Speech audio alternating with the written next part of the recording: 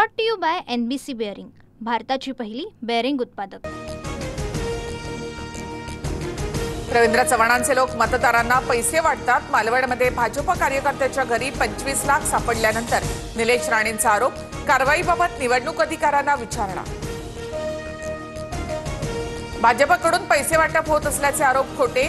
2 तारखेपर्यंत मला युती टिकवायची आहे, नंतर उत्तर देईल, रवींद्र चव्हाणांची प्रतिक्रिया। अर्थकारण करून निवडणुका जिंकण्याचा प्रयत्न, कामावर नाही तर पैसे निधीवर मतं मागितली जात आहेत। पैसे किती द्यायचे यासाठी चढाओढ सुरू, शरद पवारांची सत्ताधाऱ्यांवर टीका।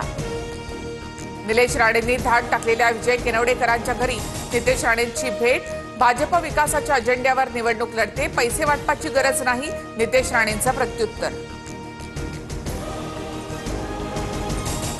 घरी सापडलेले पैसे माझ्या व्यवसायातील, रवींद्र चव्हाणांशी माझे चांगले संबंध, मला टार्गेट केलं जातंय, निलेश राणेंनी धाड टाकलेल्या घरी विजय केनवडेकर यांचा आरोप। भाजप पैसे वाटल्याशिवाय निवडून येऊ शकत नाही, पैशाच्या भरोशावर राजकारण सुरू, विजय वडेट्टीवार यांची टीका। कुणाच्या घरात जाऊन व्हिडिओ शूटिंग करणं चुकीचं, सापडलेले पैसे चुकीच्या पद्धतीने असल्यास पोलीस आणि निवडणूक आयोग योग्य ती कारवाई करेल, मंत्री चंद्रशेखर बावनकुळे यांची प्रतिक्रिया। 100 पोलीस माझ्या घरामध्ये घुसले, बांगरांचा आरोप, बांगरांच्या घराची अतिरेक्यासारखी झडती घेतली, हेमंत। शरद पवारांचा राम खाडेंना फोन, पवारांकडनं खाडेंच्या तब्येतीची विचारपूस, फोनद्वारे घेतली हल्ल्याची माहिती। राम खाडेंनी सुरेश दसांच्या विरोधातले घोटाळे बाहेर काढले, देवस्थान जमिनीचा घोटाळा बाहेर काढल्यामुळे माझ्या पतीवर हल्ला, राम खाडेंच्या पत्नी तुळसा खाडे यांचा आरोप। राम खाडे हल्ला प्रकरणात जी चौकशी करायची ती करा, पण बिनबुडाचे आरोप करू नका, सुरेश धस यांचं प्रत्युत्तर।